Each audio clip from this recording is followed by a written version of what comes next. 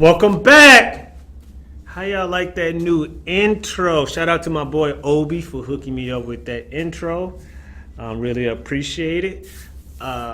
So any new viewers, definitely appreciate it. You're watching, but also make sure you hit that subscribe button now. And once you like this video, make sure you also share, also leave a comment as well. So once again, my name is Jaysum Hunter, and I am here to help you navigate to financial freedom and also help you live your best freaking life. All right, so today's topic is the best way to get out of credit card debt. So if you like most Americans, you probably find yourself in credit card debt. I am one of them. The average American actually is in like $15,000 in credit card debt. I find myself to be in $18,000 in credit card debt. That's not bragging, but it's the truth, reality. And the first step of getting out is actually accepting your problem. So, and you could have got in credit card debt by numerous ways. Either, you've been a shopaholic, you had some medical bills, or, you invest in your business.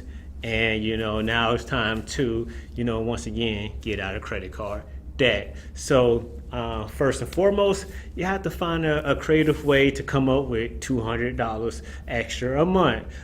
So that seems simple enough to me, but to some it might take some work, it might take some effort to do so. One example you can do is you can drive for Uber. I, ride Uber, at least once, twice a week, and I hear them all the time talking about they make an extra $500 to $1,500 per month driving part-time for Uber. So, like I said, if you have a car, that's something that you might can do. If you got any technical background, or you might want to try Fiverr website and see, lend your skills off to freelancing. Once again, that's Fiverr. Say, for instance, you're an artist. You might want to sell some of your paintings, some of your work. $50 a pop, that's $200. For 4 paintings, that's $200. For me, I am using my Forex skills that I collected over the last 2 years, Forex trading, and I am planning to crush my credit card debt by the end of the year. So once again, you found a great way to get into credit card debt. We could definitely find a way to get out. And last, you might have to check out Craigslist. You might have to do something strange for a piece of change. Yeah. So all right. So number 2, remove the temptation. You might have to, put your hands up. You might have to step away from your wallet, step away from your purse, and get rid of your credit cards altogether. Don't mean you cancel them. Because that could affect your credit score in a negative way, but you might want to, cut them up or put them out of eyesight. So once again, you won't be tempted to use your credit card. So, so just do it.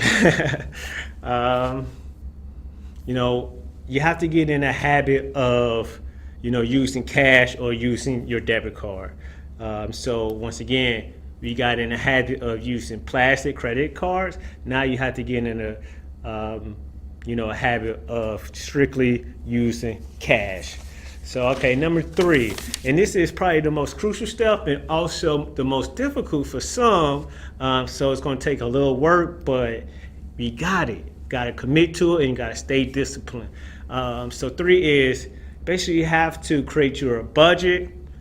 This budget is going to allow you to take or create a plan of action. So once you create this plan of action, then you are going to be able to attack your credit card. So my suggestion is to attack the least amount to the highest. And the reason why I suggest attacking it in that way is that once you pay off the shortest amount first, you are going to feel a little bit better about yourself, and it's going to give you more momentum going into paying off the highest balance, next. I am about to give you an example of what you can do if you have multiple credit cards. and and tack it this way. So once I mentioned, get that extra $200. So if you had 3 credit cards like Visa, American Express, and a MasterCard, and say for instance your Visa credit card was like $7,000, your American Express is $6,000, and your MasterCard was $2,000, and based on your budget, based on your plan of action, you could basically afford to pay $100 on each credit card. So go ahead and do that, but this is where that extra $200 come in handy. So that extra $200, you're actually going to put it towards your smallest balance of that MasterCard, $2,000, and now your minimum payment is going to be $300, whereas your American Express and your Visas will stay the same. I did the calculation. Say if you were just paying off the credit card with just a $100 payment of $2K, it would have took you 20 months. But now since you came up with a creative way to add $200 to the payment, now you cut it down to 6 months. And also, and this is my expertise coming in as a financial analyst, analyzing budgets, for different entities, is that you can find weaknesses in your budget, and you might be overspending. You might actually be paying more for services that you shouldn't be paying for. Like for example, cable. If you're paying $100+ for cable, you might want to check out Netflix. You might want to check out Hulu. You might want to check out YouTube and see if you can get better pricing. Also, maybe the same thing for cell phone or any other service that you might be paying for. So definitely want to check that out as well. So anyway, let's get back to these numbers. So once you pay that off, that MasterCard off, you want to pat yourself on the back, say good job, for the hard work. But then you want to attack the second one. So the second one will be the American Express at $6,000, or roughly that amount. So now you was previously paying MasterCard of $300. Now you're going to take that same $300, add it to how much you was paying to the American Express. So now you're going to be paying American Express $400, and that's going to allow you to pay that American Express off a little bit faster. And basically you just repeat and rinse the same step once you pay that American Express off to do the same thing to Visa. The other one is called Avalanche, where you actually pay off the highest amount first. But like I said, to me, I think I prefer paying off the smallest balance first and then working my way up. That's what I'm planning on doing. So the next one is the balance, doing a balance transfer. So basically you want to call up your credit card companies or your bank and say, hey, I've been with y'all for like 10 years now. Why y'all charging me 26%? Can y'all lower that? Can y'all give it to 0% for 18 months? Chances are they are going to, try to lowball you, especially if it's an entry-level employee. So chances are, the first person gonna say no. Can we do it? Go to the management. Do not give up after the first try. Treat it like that girl used to talk to you. You didn't give up after the first time she told you no.